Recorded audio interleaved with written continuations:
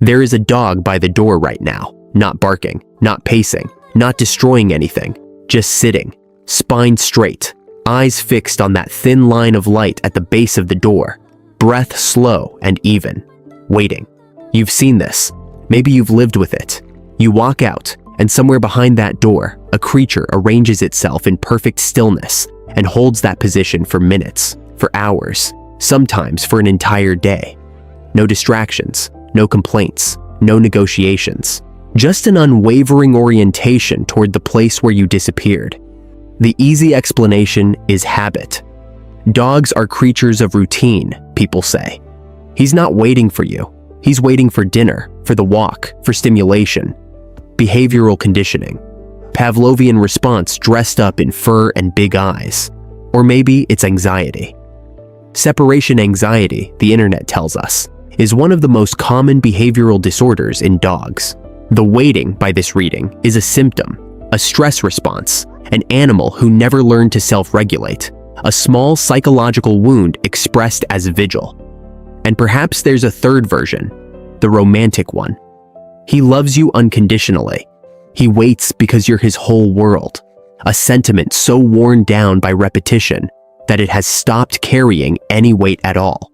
But here's where each of these explanations collapses under its own logic. If it's habit, why does the waiting track you specifically, not just any door, not any human, but yours, detected by scent and sound from distances that defy explanation? If it's anxiety, why is the waiting so quiet, so composed? Nothing like the frantic destruction that actual canine distress produces.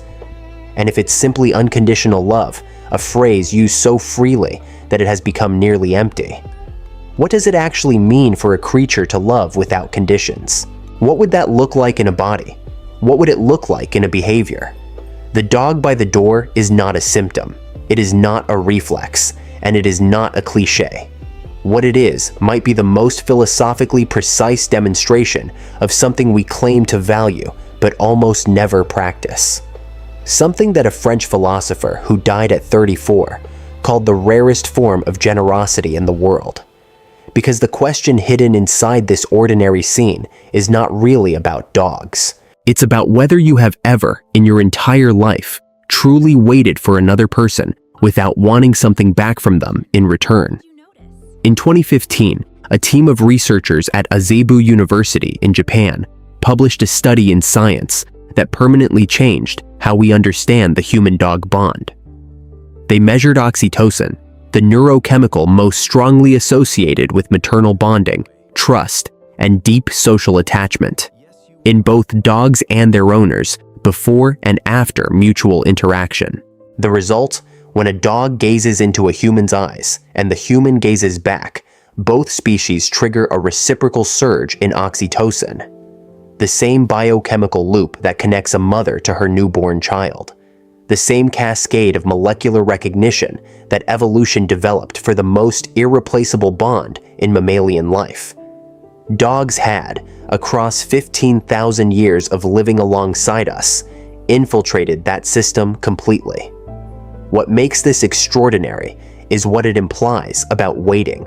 Oxytocin is not just a bonding hormone.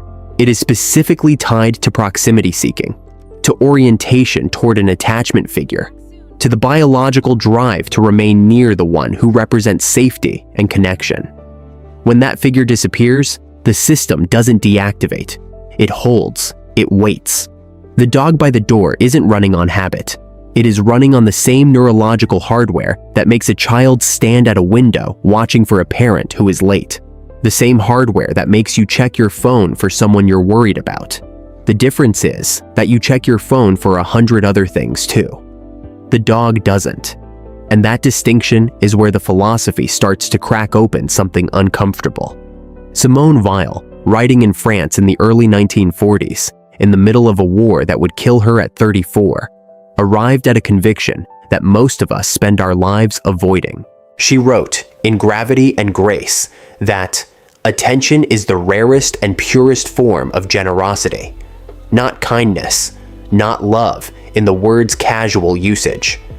Attention, the specific disciplined act of directing your full self toward another being, without agenda, without expectation, without the constant pull of your own interior noise. Weil called it waiting on truth.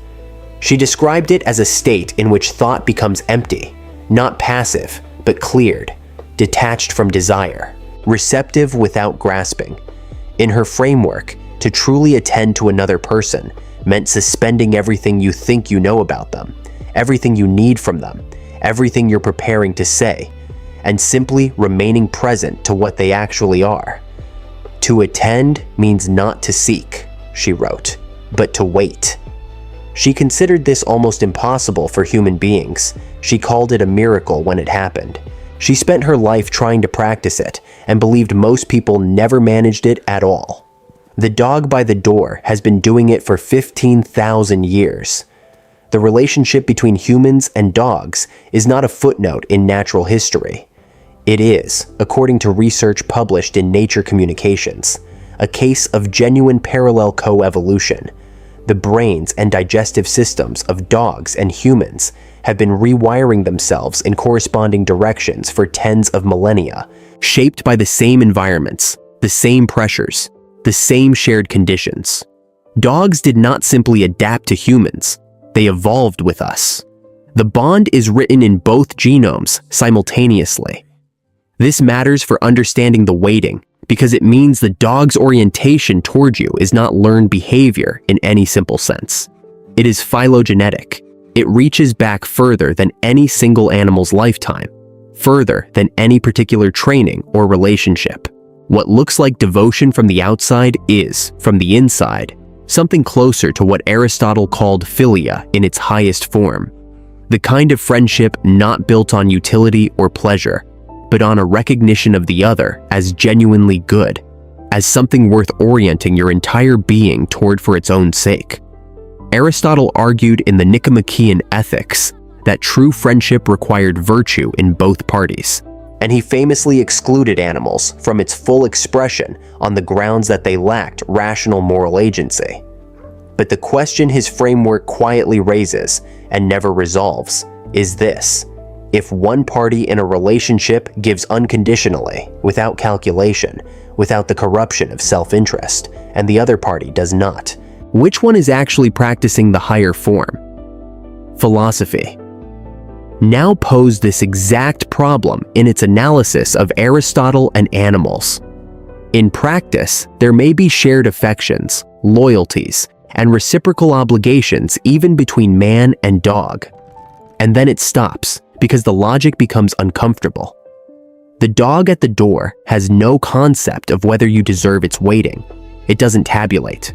It doesn't condition its vigil on your behavior yesterday, or your mood this morning, or whether you came back at the expected hour. It simply holds itself in orientation toward you, as if orientation itself were the point. Here is what we are almost never willing to admit. When we love people, even people we love very much, we are almost always waiting for something. We wait for reciprocation, for recognition, for the confirmation that our investment is being matched. We attend to others with a background process constantly running. Am I valued here? Is this being seen? What am I getting back? This is not cynicism. It is the architecture of human social cognition, shaped by millions of years of reciprocal altruism, where pure unilateral giving is, from an evolutionary standpoint, a liability. We call this love, and it is. But it is love shot through with calculation that we have learned not to see in ourselves because we have grown so accustomed to it. Research published in the Journal of Taylor and Francis on dog-human relationships found that what owners consistently describe as the most significant quality of the bond is exactly what they cannot reliably find in human relationships: unconditional love, that which may not be provided by other people. The phrase recurs across studies, across cultures, across the full diversity of people who live with dogs. They are not describing a fantasy. They are describing an absence, something they genuinely need that their human relationships, for all their richness and complexity, cannot reliably supply. The paradox is this: The waiting dog, whom we sometimes dismiss as simple, as instinctual, as incapable of true moral understanding, is demonstrating something that the most sophisticated human philosophy has identified as the pinnacle of ethical attention. An orientation without agenda, a presence without demand, a form of regard that says, without words, I am here because you exist, and that is enough. And we, who pride ourselves on consciousness and reason and the depth of our inner lives, are the ones who cannot quite manage it. Think about the last time someone was waiting for you, really waiting, not watching the clock, not preparing a comment about how long you took, not making your arrival about their inconvenience, just holding space for your return with a quality of presence that required nothing from you before you even walked through the door. Think about how rare that felt, how disarming, how, for a moment, it reorganized something in your chest. Clinical research on canine separation behavior, published in BMC Veterinary Research and reviewed across multiple behavioral studies, confirms that the peak intensity of a dog's distress occurs in the first minutes after an owner's departure. Not because the dog is punishing the absence, but because the bond is being actively maintained from the dog's side, even when you are not there to receive it. The orientation continues even without an object. The attention does not wait for conditions to be right before it begins. This is not a small thing. This is the very thing Simone Weil called almost miraculous. The ability to give attention, she wrote, to desire without an object, to direct your full being towards something simply because it matters, not because the return is guaranteed. The dog has no guarantee you are coming back. It cannot know how long you will be. It cannot plan for contingencies or protect itself against disappointment. It simply remains in a state of directed openness, what Weil would call pure attention, and holds that state until you return or until something breaks the vigil. And when you walk back through that door, there is no accusation, no record keeping, no performance of how much your absence cost. There is only the rupture of waiting transforming instantly into presence. An entire organism reorganizing itself around the fact that you exist and that you are here. Look at the dog by the door again, not with the condescension of someone watching an animal do what animals do, with the attention that the scene is actually asking of you. What you are watching is 15,000 years of coevolution expressing itself in a single posture. It is oxytocin and neurological adaptation and parallel genome development all resolving themselves into one creature, pointing its entire self in your direction without needing anything from you first. It is what Aristotle reached toward when he described friendship in its highest form, the wish for the other's good for the other's sake. It is what Weil described as the rarest act a conscious being can perform, attention so complete that the self disappears into it. The dog is not waiting for dinner. It is not managing anxiety. It is not performing loyalty for your benefit. It is doing something you have probably longed to receive your whole life and found almost impossible to give consistently. It is holding you in mind without conditions. It is proving in the most ordinary and unremarkable way that unconditional presence is not a philosophical abstraction or a religious ideal. It is a posture, a body by a door, eyes on the place where you were last. The dog is not demonstrating love as sentiment. It is demonstrating love as discipline, a practice so total, so structurally pure, that an entire tradition of human thought has been reaching toward it across centuries, and still cannot quite name what the dog does effortlessly every single day. You walk in, and the waiting ends. But this is the question that stays after you settle in, and the moment passes. When was the last time you waited for someone like that, with nothing held in reserve, no accounting running in the back of your mind, no version of yourself planning what their return would mean for you? What would it cost you to try?